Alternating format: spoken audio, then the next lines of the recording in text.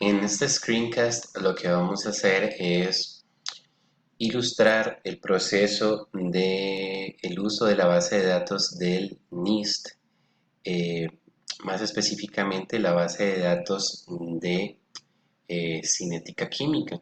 Pues el NIST es un Instituto Nacional de Estándares y Tecnología de los Estados Unidos y se ocupa de agrupar mucha información. Realmente es una institución muy interesante y no solamente sirve para cinética, sino para otro tipo de referencias respecto a información estandarizada. Pues bueno, la parte de cinética se accesa mediante este link o podemos poner NIST Kinetics en Google y la primera opción que nos sale sería para esta base de datos. Muy bien, entonces, ¿cuál es el propósito? Bueno, cuando nosotros vamos a hacer un diseño de un sistema reactivo, o sea, vamos a ver qué tipo de reactor vamos a usar y de qué tamaño va a ser, etcétera, etcétera. Nosotros necesitamos tener información cinética, información de los parámetros cinéticos. ¿Esa información qué es? Bueno, básicamente son cuatro cosas: el orden de la reacción, el valor de la constante de velocidad, el factor de frecuencia y la energía de activación. Esos son los cuatro parámetros cinéticos que nosotros necesitamos para hacer diseños con cualquier reacción. Así que, pues tenemos dos alternativas para generar esos parámetros. Una es ir al laboratorio y experimentalmente hacerlo, y la otra es utilizar bases de datos o referencias bibliográficas como la del NIST para encontrar dicha información. Bien, entonces nosotros lo que hacemos es que es muy sencillo de utilizar. Por aquí tenemos unas casillas que, si ustedes ven, entre estas dos casillas aquí hay un más, aquí entre estas dos hay una flecha hacia la derecha y aquí entre estas dos hay un más. Entonces esto justamente representa los espacios típicos de una reacción química. Acá al lado izquierdo uno pondría lo que son los reactivos y al lado derecho pondría los productos. Si uno quiere buscar una reacción específica, pues escribe específicamente todos los reactivos y los productos eh, que uno anda buscando. Pero si ese no es el caso, si más bien, por ejemplo, uno está pensando en, bueno, ¿qué reacciones me pueden producir a mí metanol? ¿O qué reacciones me pueden producir a mí propano? ¿Qué reacciones me pueden producir a mí cualquier sustancia que sea de mi interés? Pues entonces uno puede proceder aquí a la línea de, a la casilla, perdón, de productos y digitar el producto que es del interés de uno.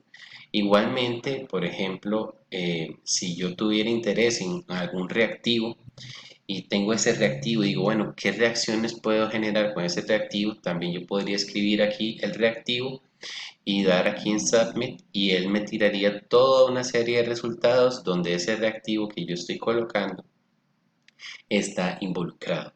¿Sí? Entonces es una forma muy fácil de encontrar reacciones químicas en las cuales una especie que es de interés para uno, sea como reactivo, sea como producto, forma parte. ¿Sí? Entonces, bueno, para ilustrar, digamos, de que a mí me interesara el producto isopropanol, ¿ok? Yo lo digito por acá. El NIST es capaz de recibir tanto el nombre de la sustancia como también recibir la fórmula molecular. Entonces, uno puede utilizar cualquiera de las dos formas, ¿sí? Algo también, antes de avanzar, de mencionarles de este compendio de información, es que vean que es una compilación de información cinética de reacciones en fase gaseosa. ¿Ok? Entonces aquí en el NIST no encontraremos información sobre reacciones líquidas. Ok, entonces ya una vez que hemos identificado el producto que a nosotros nos interesa, le damos Submit e inmediatamente la pantalla que se despliega a continuación trae una serie de de records o de registros en los cuales el isopropanol es producto. Entonces aquí, digamos, podemos ver que en todas estas reacciones, ¿verdad? Por ejemplo, acá en esta primera, el isopropanol es un producto. ¿Ok? Igualmente en los restantes registros. Entonces, por ejemplo, si a mí me llamara la atención esta reacción y yo quisiera saber o conocer su información, la información cinética de ella, lo que me tocaría hacer es tocar aquí en el botón de este link azul que me dice que tengo un récord que coincide con esta reacción. Hay otras reacciones, por ejemplo, vean esta que tiene 4 records o esta tiene 2. ¿Eso qué significa? Bueno, que hubo más de un investigador que publicó resultados referentes a esta reacción en particular. ¿Mm? Bien, referente a esta primera solo hay un récord. Entonces, si procedemos y tocamos, lo siguiente que se nos va a desplegar ya es como la reacción un poco más eh, grande. De hecho, si nos acercamos un poquito, vean el detalle que tiene, y es que nos da la estructura de las sustancias, ¿verdad? Esto es eh, formaldehído, y esto es isopropanol, y esto es monóxido de carbono, ¿verdad? Entonces, bueno, aquí el NIST acostumbra expresar la ley de velocidad en esta forma, o más bien el valor de la constante de velocidad lo expresa con esta forma. Si vemos, esta es la ecuación de Arrhenius, excepto que aquí a veces algunos registros traen esta pequeña corrección por temperatura. ¿Ok? Traen una pequeña corrección por temperatura. Sería la temperatura a la que tú quieres trabajar entre 298 elevado a la n. Y ese n te lo reportarían también como un parámetro cinético. ¿Ok? Pero si no, si n es 0, todo este cociente se volvería 1 y veríamos de que lo que tendríamos es la ecuación de Arrhenius. Otra cosa importante que hay que notar aquí es que vean las unidades en las que se reportan las constantes de velocidad. Es muy común que más bien cuando estamos diseñando reactores utilicemos no moléculas como está indicado aquí, no moléculas, sino que utilizamos moles. Entonces, para pasar estas moléculas a moles, ¿qué tengo que hacer yo con el valor de la constante de velocidad? Debo multiplicarlo por el número de Avogadro, 6.022 por 10 a la 23. Otro detalle que tengo que hacer corrección es que las unidades de volumen vienen en centímetros cúbicos, y hay que recordar que 1000 centímetros cúbicos es un decímetro cúbico o un litro. Entonces, también habría que hacer esa conversión para lograr pasar el valor de la constante de velocidad a los valores que normalmente utilizamos en el diseño. ¿Ok? Bien, entonces si descendemos un poquito aquí por la pantalla, ya nos encontramos un poquito más de información sobre los parámetros. Entonces vean que aquí tenemos que el valor de factor de frecuencia es 1.73 por 10 a la 12, la energía de activación es 193 y el orden de la reacción es de orden 1. Aquí no está expresada el valor de la constante. Vamos a ver qué pasó. Tal vez aquí en esta casilla vean que dicen segundo orden, pero en realidad creo que debemos ponerle que sea de primer orden.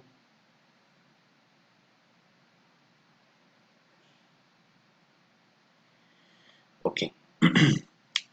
Adicionalmente, ¿qué puedo hacer también? Yo me puedo acercar aquí y vean de que me sale una información acerca de la publicación. De hecho, esta publicación fue en 1996 y vean que se llama, o tiene este nombre, ¿verdad? Fue publicada por Chuchani y Rotinov y Domínguez en el Journal de Physical Organic Chemistry. ¿Ok? El volumen 9, la página 787 y en 1996. Entonces, si yo quisiera esta información, ¿verdad? Que me arroja aquí bibliográfica, yo la podría buscar externamente al NIST para, para leer tal vez el artículo, encontrar el artículo y leer cómo llevaron a cabo el experimento, qué se encontraron, cuáles fueron las condiciones, etcétera, etcétera. También yo puedo llegar y presionar aquí, ¿ok? Presionar este link azul y veamos que nos muestra entonces ahí el NIST, pues nos despliega, como les digo, quiénes fueron los autores eh, de la publicación, cómo se llamaba la publicación, dónde se publicó, cuál era el journal, cuál era el volumen, en qué página se podía encontrar, el año, el tipo de artículo, que era un artículo de journal, cuál era la reacción, el orden, la temperatura a la cual se hizo el experimento, la presión a la cual se hizo el experimento, y aquí vean que tenemos la expresión para calcular la, eh, la constante de velocidad, ¿sí? Entonces la constante de velocidad la podemos encontrar en esta forma. Vean que aquí las unidades de la constante de velocidad es segundos a la menos 1. ¿Por qué? Porque la reacción es de orden 1. ¿Okay? Aquí vienen algunos otros detalles acerca de los métodos que utilizaron y demás. Entonces, si descendemos un poquito por acá, el NIST acostumbra a ponernos aquí una lista de temperaturas y unos valores de K para cada una de esas temperaturas. Si yo agarrara y utilizara esta ecuación de aquí, ¿sí? Si yo utilizara esta ecuación de aquí, con esta temperatura de 350, yo obtendría este valor de 282 eh, por 10 a la menos 17. ¿Okay? Y entonces esa es la forma en que nosotros podemos utilizar el NIST para encontrar información cinética. ¿Okay? Recordarte que entonces es una base de datos para reacciones en fase gaseosa y nosotros entonces lo que hacemos simplemente es buscar cuál reacción puede ser la que a nosotros nos interese más. Regresando aquí un poquito a lo que era la parte de este récord, que hay 4 récords, si tocamos ahí, lo que nos vamos a encontrar es que si bajamos por acá, ¿sí? Vemos que hay cada uno de estos records, si nos acercamos y pueden leer ahí un poco la descripción, pueden ver que cada uno de ellos es una experimentación diferente, ¿sí? Una experimentación diferente. Entonces, eh, igual podemos ver cada uno de los registros y ver en qué difieren o utilizar solamente alguno de ellos si fuera el caso.